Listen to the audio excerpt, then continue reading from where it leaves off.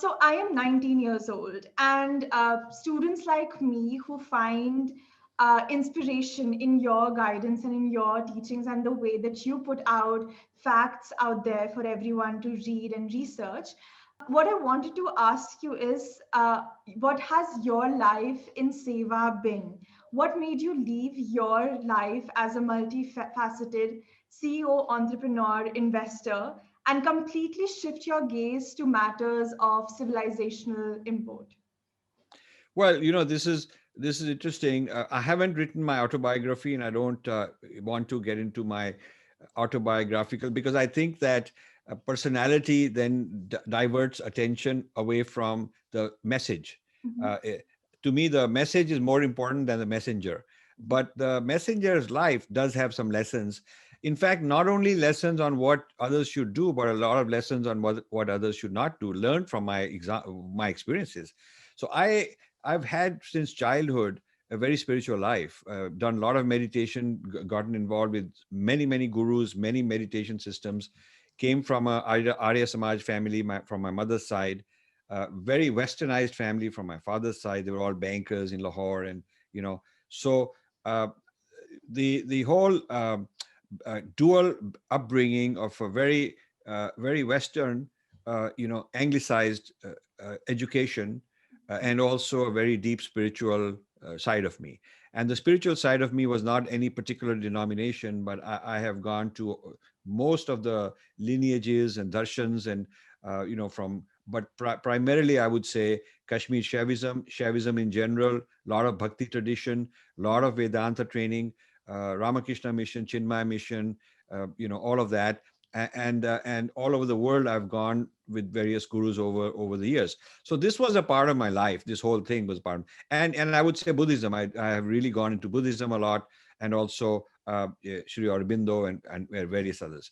But I always felt that my real calling was not making money and business. My although I did extremely well there, but my real calling was to discover the higher truths for myself, become a better person, and have direct experiences of the higher states of consciousness. I always wanted to do that. mhm, So the opportunity came twice. The first time in my late 20s, when a company I was owning some equity in, we sold out, we made a lot of money. I could have retired right then, but I didn't. I guess I went into the rat race, and success sometimes draws you towards more success. So I got a big offer. So I went back into the corporate life. And so, but then many more years later, another opportunity came. By now I had started my own companies. These companies had done very well.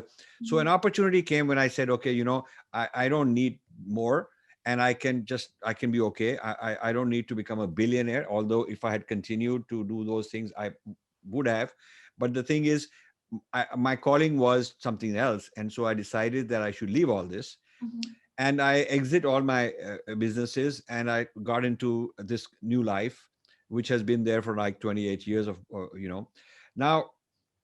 In this new life, it wasn't I didn't have a goal what exactly I'll do, except for the fact that I'll search, spend a lot of time learning, understanding.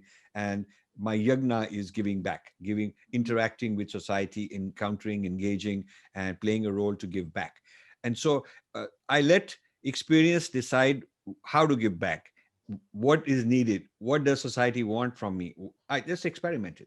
So mhm, I when I started my foundation, I became an AIDS social worker for AIDS. I had to go for a 3 months training to get certified.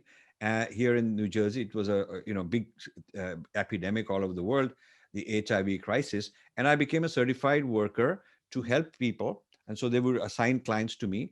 This is as a volunteer, and to help them out in various ways. And this is a very good way of giving back because I came across suffering.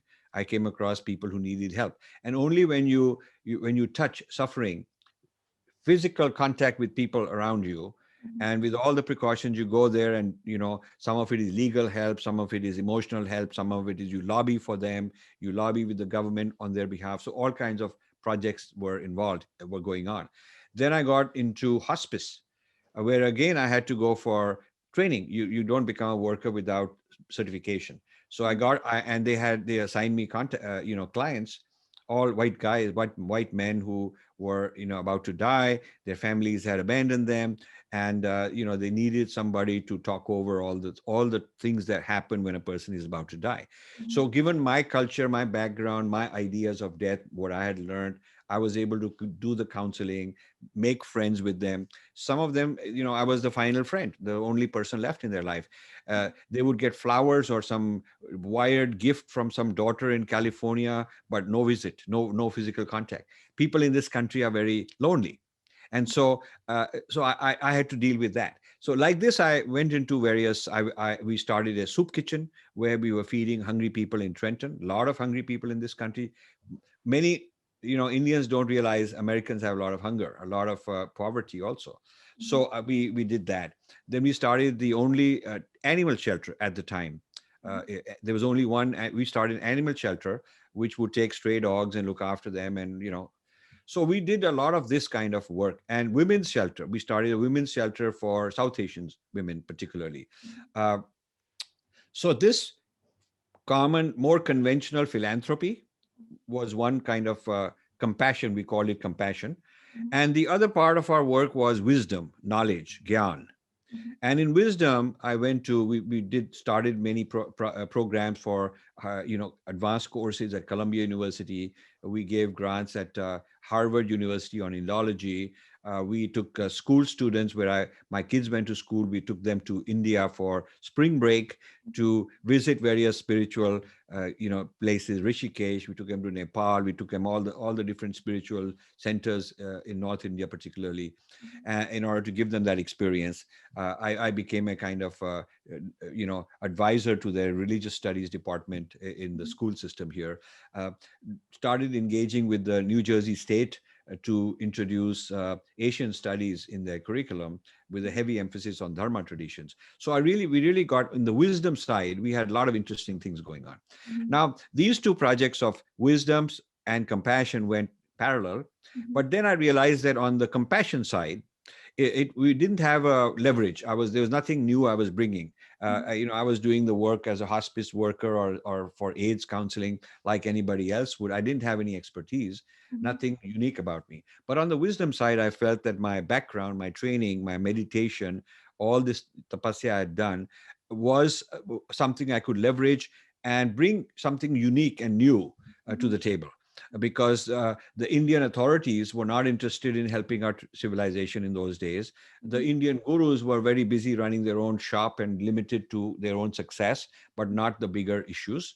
The Indian political parties didn't want, they were all into secular and all that. And Indian community people and the very rich people who made a lot of money were afraid of this as a controversial issue. They didn't want to touch it. So this is a vacuum that I've filled. For a very long time. I was the only game in town, our foundation. And so that's how we began. And experiences taught me what I should do more, what I should do less, where the needs are. And so ever since, I've been shifting, changing, evolving. When I think that something doesn't need me, there are lots of other people who've entered, then I just want to move on to something else where I can add value, I can bring something original. So that's been my journey. And now I'm at a stage where I'm wanting to train a young team and turn over things to them. And basically, I just want to become a writer of the remaining 20 volumes. I have to do 20 more volumes, and I want to finish those and be a public speaker. And I really don't want anything else. I don't need any appointment. People keep saying they should appoint you in this or that position. I don't want any appointment. I quit all the jobs. I quit all the for-profit many years ago, more than a quarter century ago. I'm not looking to go back into politics and jobs. And, every career has political dimensions. Even if it's a non-profit, you will learn. Even if you don't want any profit, the point is that there are also all these egos hustling and competing. I don't want to be in that. So I'm not looking for any award. I'm not looking for any position, appointment. I don't care. I just want to be a free thinker, and I want to be a creative person and work for my dharma, which is that's the yagna of my life. So I'm happy, and I'll continue as long as I'm capable of continuing, as long as I'm able to continue. And it doesn't matter what people think, because there's enough traction.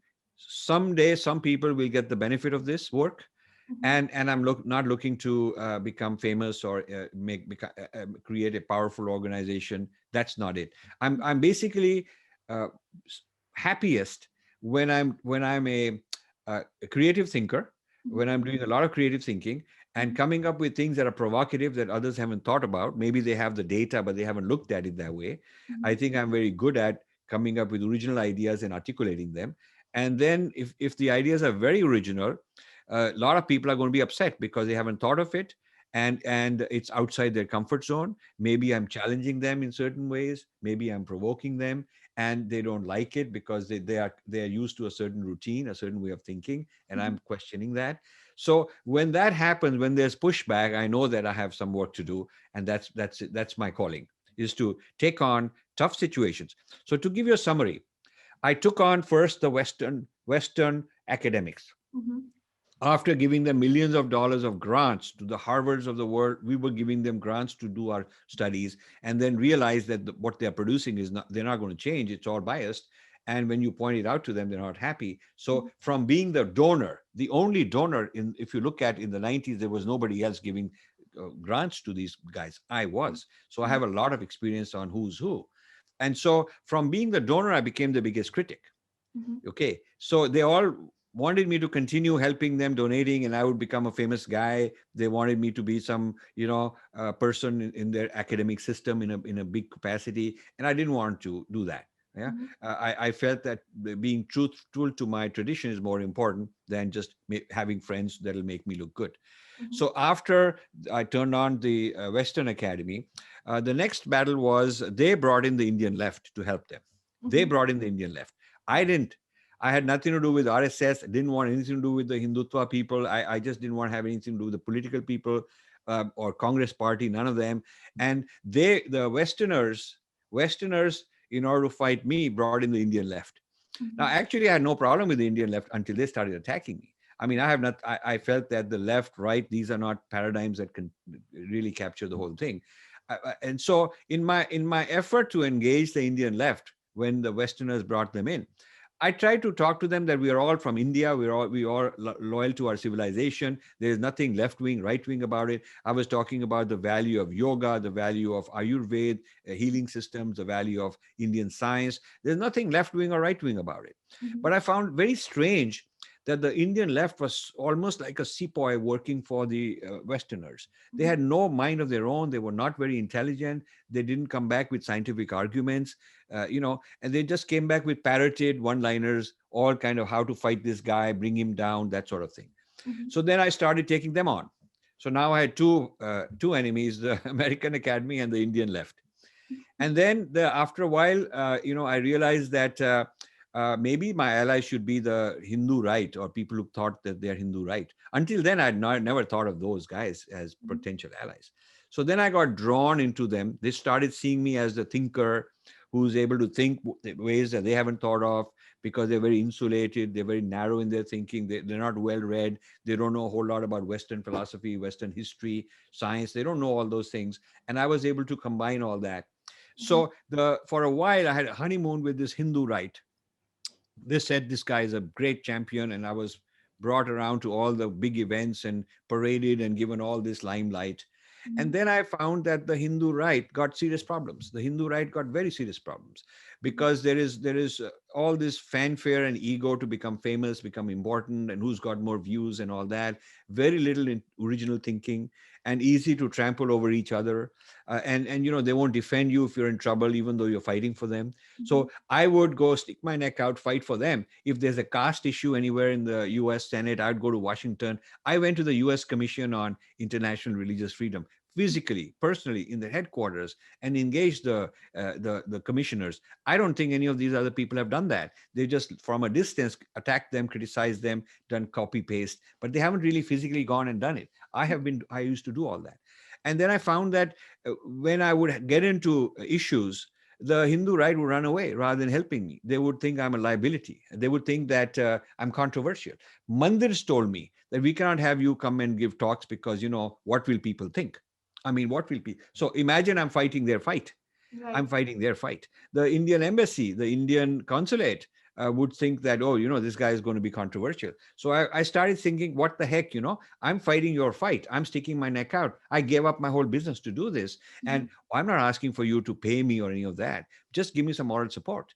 But then they would rather be stick to non-controversial, safe, bring in the speaker who is talking about all goody stuff. We're all the same, all that kind of stuff. So I got frustrated with Hindu right. And I must say that is, and I also see a lot of mediocrity in the Hindu right. So, there are, if you want to be a true intellectual, a public intellectual, and you don't want to sell out to any institution, and you don't want to be part of a political organization, because then you have to limit your creativity, and you don't want to be part of some guru organization, because then also you have to sort of be within a hierarchy. It's very difficult. So I have had all of this happen, and the moral of my life, from my experience, is that people should really be careful before they go out, stick their neck out on behalf of a whole community. They should not assume that these guys are there behind you, because they'll use you when they need you, and then they'll pull the rug under your feet when they think that they can do without you, and then you are left hanging on your own. So I feel a lot of that has happened, but this has been an interesting ride for me. I'm a far better person. I've learned so much. I'm wiser having done all these things, and I'm really deeply engrossed in my research. And my latest topic of research, which I hope we'll get into, my AI thing, is so powerful and so interesting that it's all been worth it.